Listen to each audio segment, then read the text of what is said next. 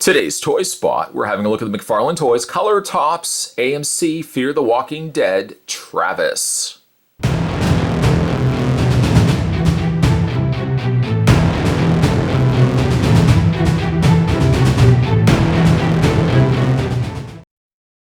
Travis is recommended for ages 12 and up, and even though the figure technically is figure number 3 from the Color Tops Walking Dead line, Travis comes from the Fear the Walking Dead spin-off.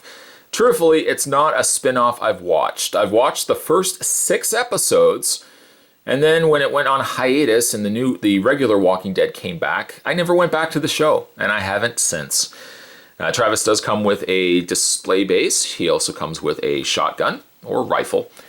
Down below there's Travis. The back of the package shows that this is figure number 3, Travis Manawa of number 3 of Fear the Walking Dead. Down below, if you want to check out more figures from Walking Dead or just in general, head over to www.mcfarlane.com. Spot's going to take a break and get this opened up. When we come back, though, we're getting a better look at the Color Tops AMC Fear the Walking Dead Travis. There's more anyway, guys. Don't go anywhere.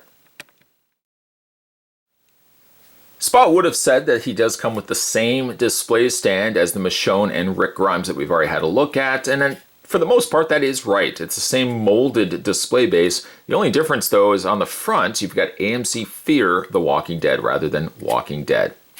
Has one singular peg on the top and one peg hole on the underside of his foot. And you can just attach that into place and you can have the figure displayed.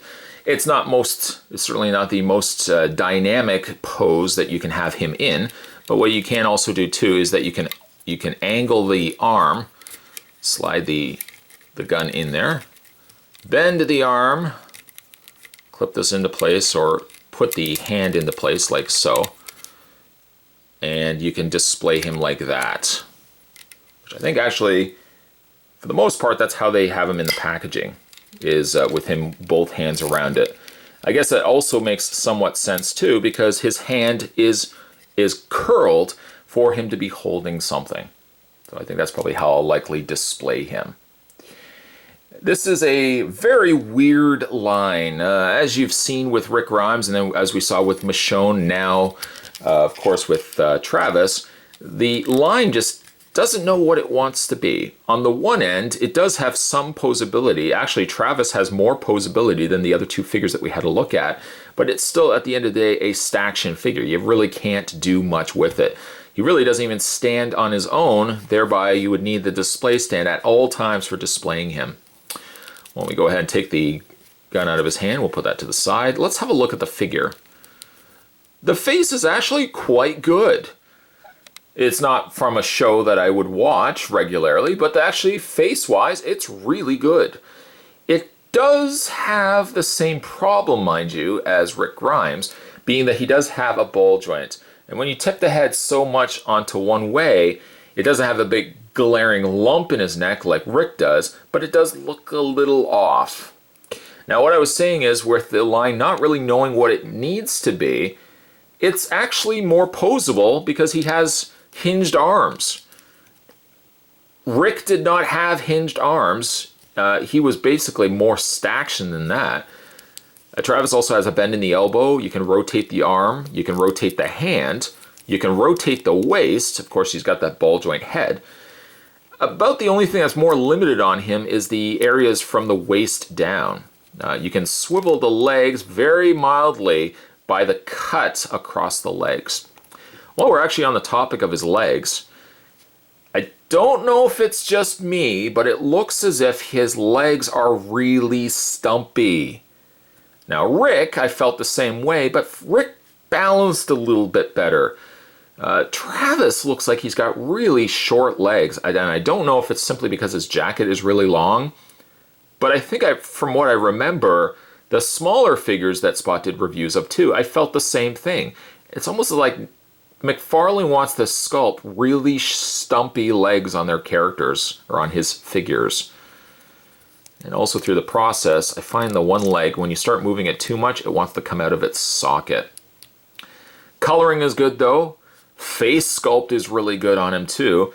But again, I just don't know what he wants from this line. He either wants the line to be staction posable or staction figures that are meant only for displays. If that's the case, why did you make them posable? He makes Travis more posable in the arms than the other figures that we had to look at, which again has me scratching my head, because like the bottom of the figure, you can't really do anything with him. If this was intended to be the equivalent of, say, a Black Series Star Wars figure, then why didn't he just simply incorporate articulation in the legs? If he's intended to be a statue, why did he have articulation in the arms? It does really beg a question. Really, what does McFarlane have lined up for this series of Walking Dead figures? Travis, though, is a good figure. I'll give him points for that. The sculpt is also really good, but I can't help but wonder what exactly they have planned for this line. Personally speaking, Travis is going to be more so just a display piece, as with Rick and Michonne. I'll display him with the gun in hand, I'll put him on his display stand, and that's basically what I'm going to do with the figure. And I feel like many collectors are probably going to do the same thing. They're not going to be posing him very likely because you really can't do too much with it. But that being said, Travis is still a really good looking figure, even if I don't watch the show. Today's Toy Spot, we're continuing our looks at the Color Tops AMC. Now this was the AMC Fear the Walking Dead. This was Travis. Stay tuned, guys. Spot's going to have the reviews of the other figures from this line, so certainly stay tuned for that.